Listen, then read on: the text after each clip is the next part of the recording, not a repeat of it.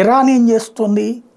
Hezbollah Lebanon నుంచి, Houthi Yemen నుంచి, అట్లాగే పాలస్తీనాలో హమాసు, అలాగే ఇరాక్లో ఇస్లామిక్ రెసిస్టెన్స్ ఫోర్సు, ఇస్లామిస్ట్ జిహాదీ గ్రూప్, వీళ్ళందరి ద్వారా అరాచకాలు చేపిస్తోంది. అమెరికాని దెబ్బతీయడం అన్నటువంటిది ఇరాన్ లక్ష్యం. నేరుగా యుద్ధం చేయలేక పరోక్ష యుద్ధం. సిరియాలో, ఇరాక్లో ఉన్నటువంటి అమెరికా స్థావరాల్ని టార్గెట్ చేసుకుని దాడులు సాగుతున్నాయి ఈ తీవ్రవాద సంస్థల ద్వారా. తాజాగా at least a dozen missiles were fired on Saturday and Sunday at a military base used by US-led coalition forces in western Iraq. Al-Assad air base was targeted by 15 rockets fired from Anbar province. US personnel suffered injuries in the attack.